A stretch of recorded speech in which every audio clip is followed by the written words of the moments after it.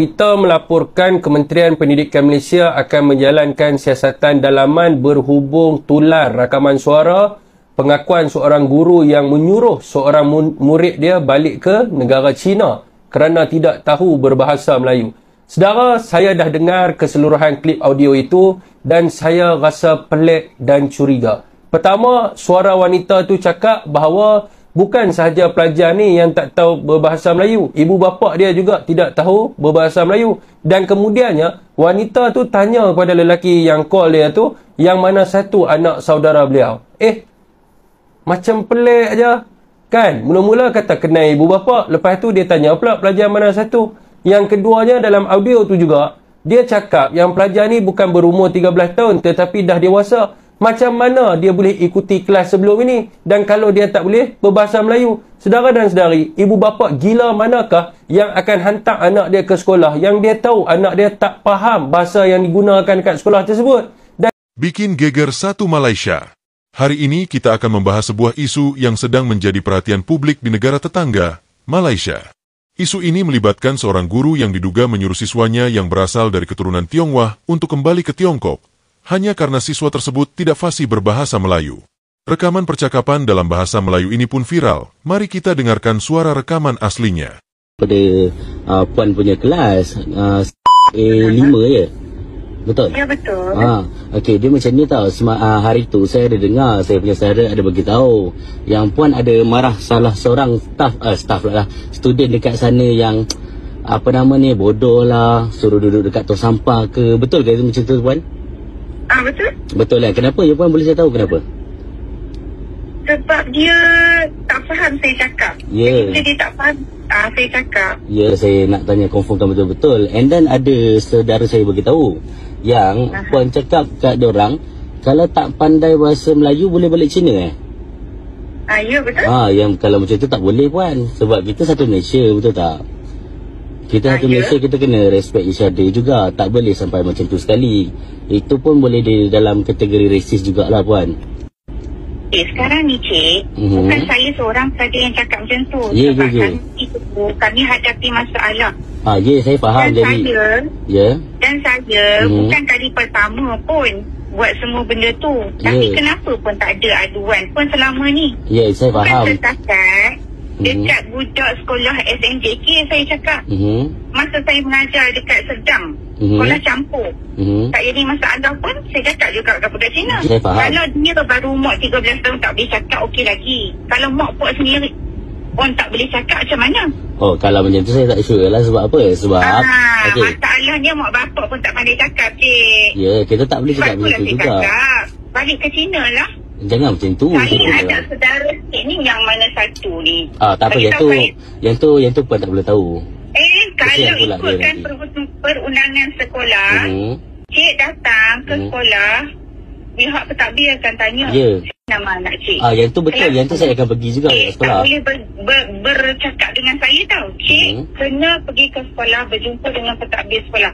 Ni kalau ikut dah salah ni. Tak apa, saya boleh ada buat aduan. Buat aduan sebab? Mengganggu privasi saya. Mengganggu privasi? Menelpon saya. Okey. Sedangkan saya sedang MC. Okey. Saya sakit. Okey. Tak, Cik. Saya boleh buat aduan, Cik. Okey, macam ni, puan. Saya masa call puan pun, saya tak tahu puan ada dekat mana apa semua kan. And then, puan pun tak boleh nak salahkan saya 100% juga. Tolong tanya dulu. Saya tahu tak saya tengah tidur. Saya sakit. Okey.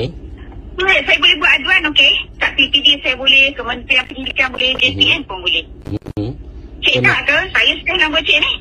So nak macam mana nak suruh saya? Daripada nombor telefon ni, suami saya polis. Daripada nombor telefon ni, saya boleh tahu Cik siapa. Macam ni lah, contoh kalau saya tak beradab tadi, saya minta maaf sangat-sangat. Pernyataan tersebut langsung memicu kemarahan publik dan menjadi bahan perbincangan luas di media sosial. Banyak pihak yang menganggap ini sebagai bentuk rasisme yang tidak bisa dibenarkan. Apalagi jika hal tersebut terjadi di lingkungan pendidikan, tempat di mana seharusnya semua anak merasa aman dan dihargai. Kementerian Pendidikan Malaysia pun akhirnya turun tangan dan menyatakan bahwa mereka sedang melakukan penyelidikan terhadap kasus ini. Namun, masyarakat terlanjur kecewa dan melihat insiden ini sebagai gejala dari masalah yang lebih besar, yaitu ketegangan rasial yang belum terselesaikan dalam sistem sosial dan pendidikan di Malaysia. Yang menarik, dalam perbincangan publik yang muncul setelah kejadian ini, Banyak netizen Malaysia justru mulai membandingkan situasi tersebut dengan kondisi di Indonesia.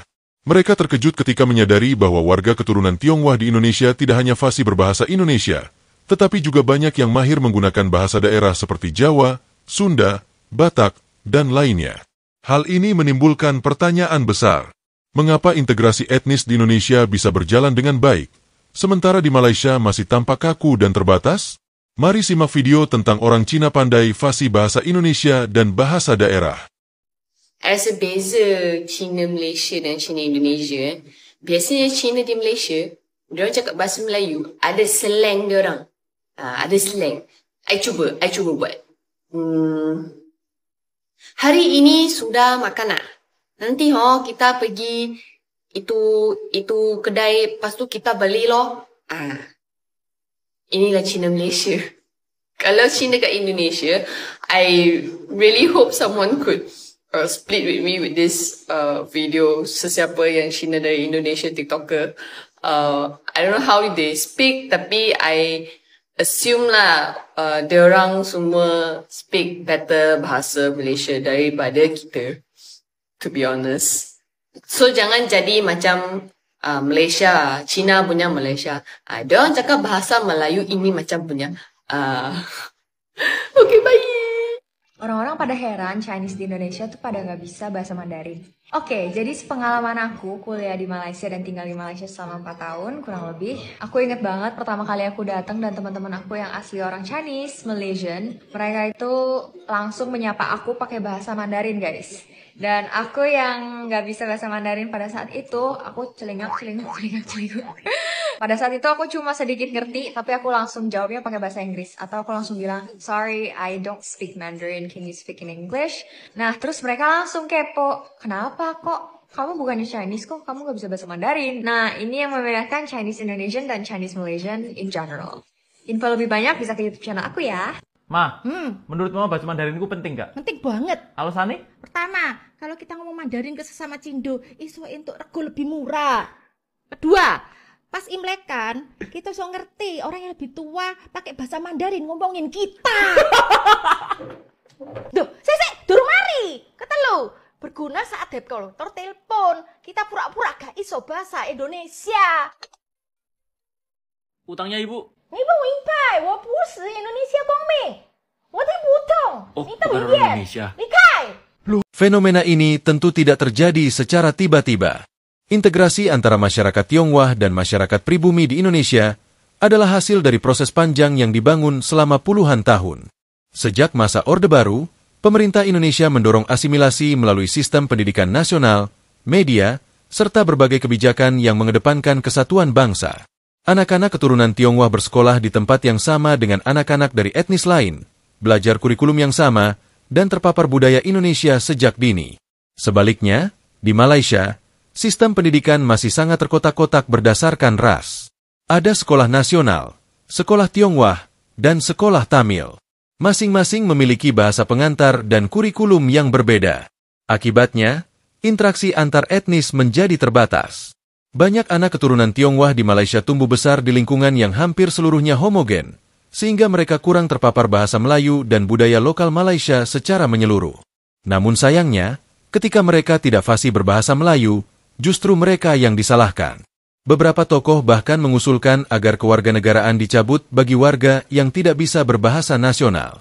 Sebuah gagasan yang tidak hanya ekstrim, tetapi juga melanggar hak asasi manusia. Di sisi lain, Indonesia justru menjadi contoh bagaimana keberagaman bisa dikelola dengan baik. Warga Tionghoa di Indonesia tidak harus menghilangkan identitas budaya mereka, tetapi mereka juga tidak terpisah dari kehidupan sosial bangsa. Mereka menyerap budaya lokal sekaligus tetap mempertahankan akar budaya mereka sendiri. Asimilasi yang terjadi bukanlah paksaan, melainkan proses alami yang tumbuh dari interaksi dan kebersamaan.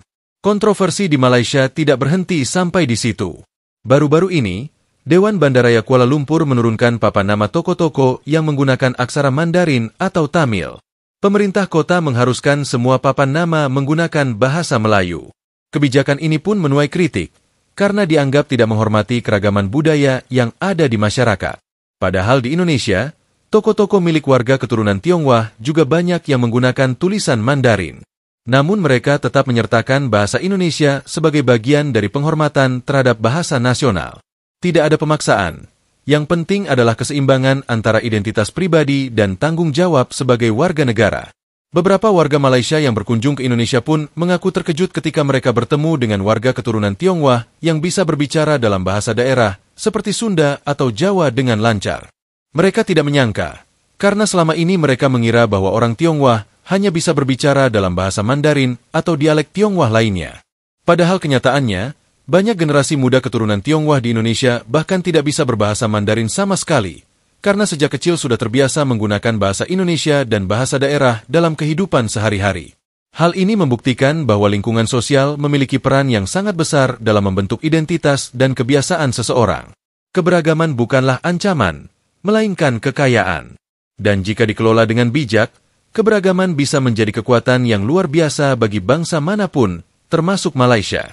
Sudah saatnya kita semua, termasuk para pemimpin di negeri manapun, belajar menghargai perbedaan dan membangun masyarakat yang inklusif bagi semua warganya, tanpa terkecuali. Bagaimana pendapat Anda? Apakah Malaysia seharusnya belajar dari pengalaman Indonesia dalam membangun integrasi antar etnis?